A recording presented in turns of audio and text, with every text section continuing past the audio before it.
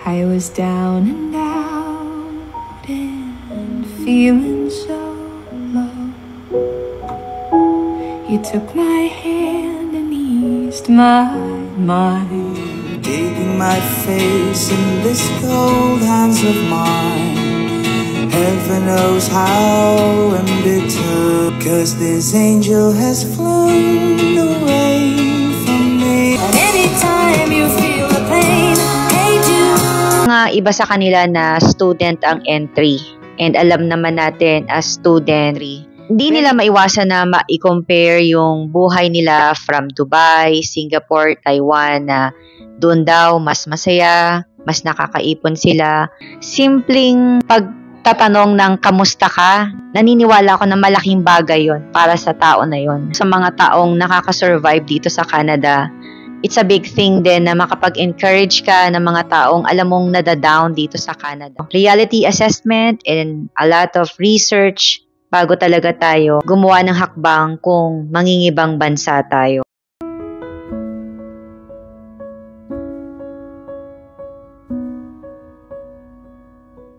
Ayan guys, ginagawa na nila ang driveway.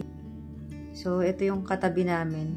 Pare-pares kasi kami ng builder. Itong sa amin, tas nandito sa right, and then nasa left.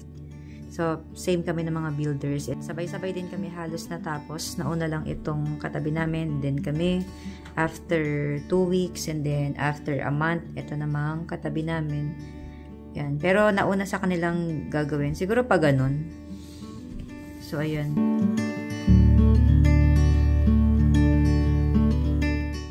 Pinatag muna gamit itong machine na to.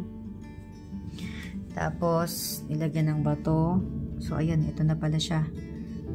Mukhang next na yung sa atin. Pina-flat na niya yung ground. Tsaka kinukuha yung mga excess na lupa. So, next thing, bubuhusan ng mga bato. Ayan. Ayan, so may mga nakatambay din ng mga truck na gamit nila. Tapos, doon lang nila nilagay yung mga materials. Yung metals, buhangin, bato. Ayan pa so may ganyan siya. Ano yun? Yung kapitbahay natin. Yung red gas yan. Ah, okay.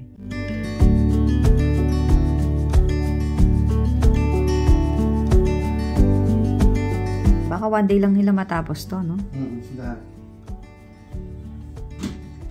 Kasi tapos na nila yung kamay. Mabibilis din silang kumilos, oh. Ba't kaya bumalik dun yung ano? Ah, may kinuha siyang metal. Hindi dito uso ang buhat. Lahat by machine.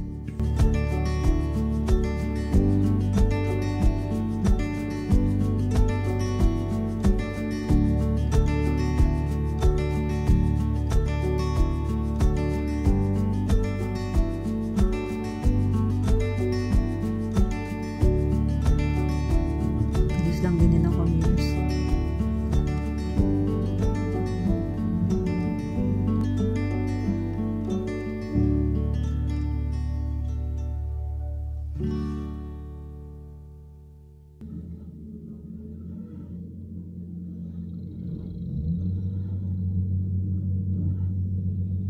Ilang buwan natin hinintay yung ano?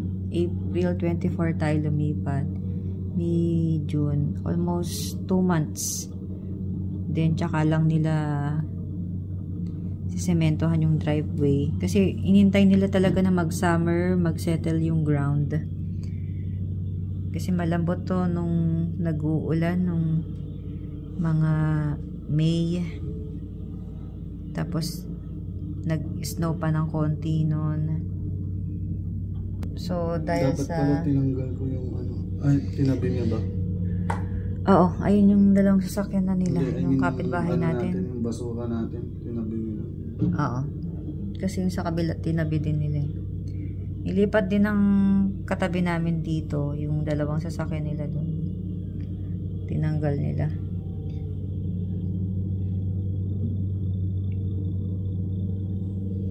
So, yun. I was down and out and feeling so low. You took my hand and eased my mind. Anytime you feel the pain, hey Jude, refrain. Digging my face in this cold hands of mine. Heaven knows how I'm bitter, 'cause this angel has flown away from me. Marami yung gustong makarating dito sa Canada. And isa rin kami doon na nangarap na makatungtong dito sa Canada. Alam din namin, family talagang may challenge. Naalala ko nga yung sabi ng kakilala namin na dapat isa lang muna yung pumunta sa amin para mag-settle muna. Isa sa mga big reason din namin bakit family na lang kami napupunta rito. Na we believe na mas magiging successful ang journey kung sama-sama kami. But of course, may mga paghahanda ito, especially financially.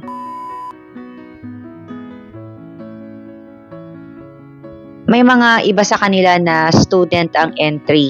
And alam naman natin as student, very challenging ito kasi hindi ka lang basta magtatrabaho and then papasok yung pera. Actually, habang nagtatrabaho ka, meron kang kailangan pag-ipunan na tuition, lalo na kung hindi mo naihanda yung pang tuition mo ng 2 taon or 1 taon man kung 1 year ang program mo.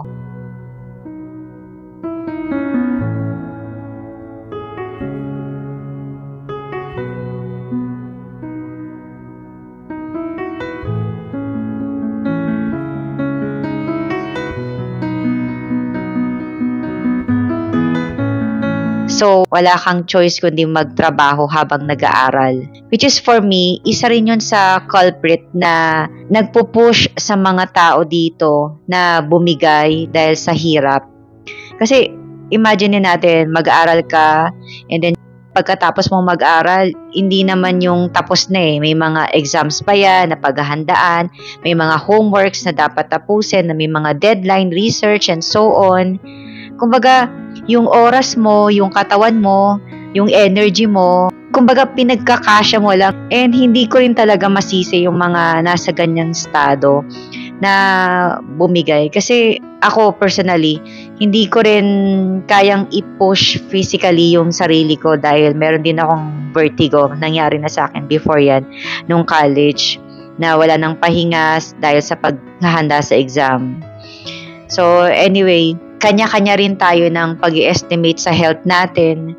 Kailangan din naman natin alalayan yung health natin, which is very, very important. And meron din ako naririnig pag mga work permit ang entry. Hindi nila maiwasan na ma-compare yung buhay nila from Dubai, Singapore, Taiwan na doon daw mas masaya, mas nakakaipon sila. Well, I believe talaga na talagang totoo yon. Kasi dito sa Canada, iba rin yung sistema dito. Marami yung nagkiklaim na mas nakakaipon sila sa ibang bansa compare talaga dito sa Canada dahil mas mataas ang cost of living dito.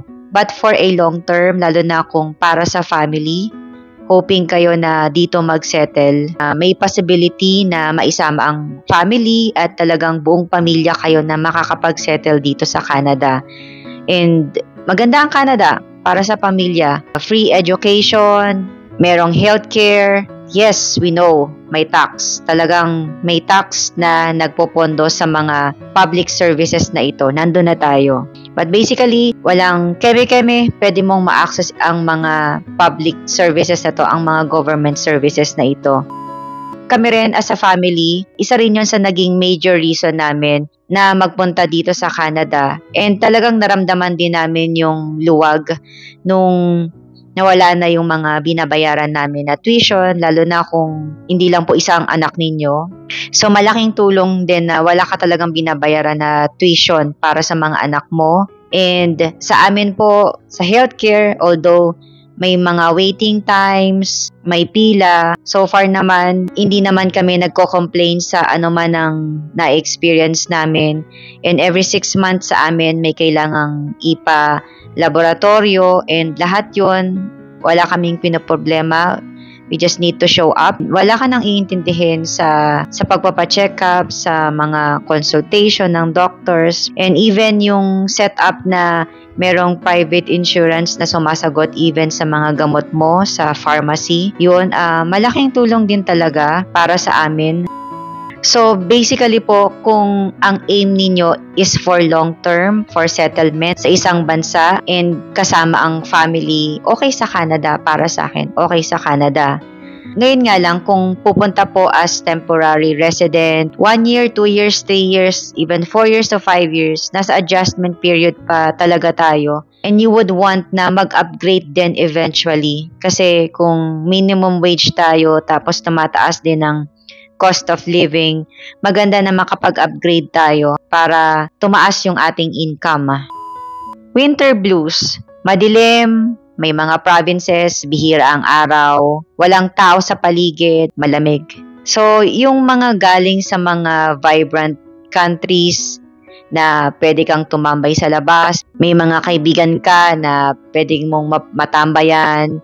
So, biglang dito, wala kang makausap, malungkot, busy ang lahat. So, isa yon sa mga talagang nagdadagdag depression na hinahanap ng mga bagong dating dito. Yung ganong setup na may mga kaibigan ka na anytime pwede mong makabanding. Homesick, mahirap na mag-isang pumunta rito sa Canada. Talagang labanan ng tatag ng loob. Pero marami din po akong kakilala na nakasurvive. Looking forward sa goal nila na makasunod din yung family nila. And masasabi ko na nagawa rin iyon ng mga kaibigan ko na makasunod din yung kanilang mga family dito.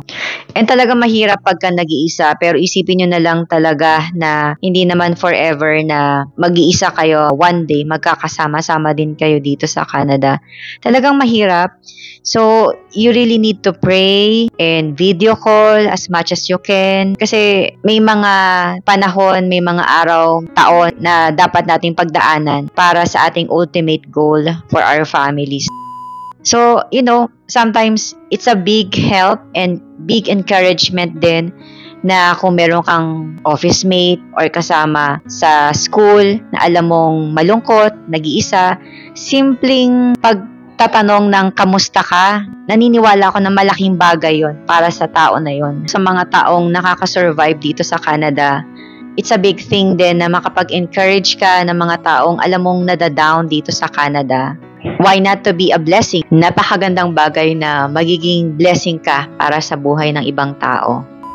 So again guys, 1 year, 2 years, 3 years dito sa Canada, adjustment period po iyon.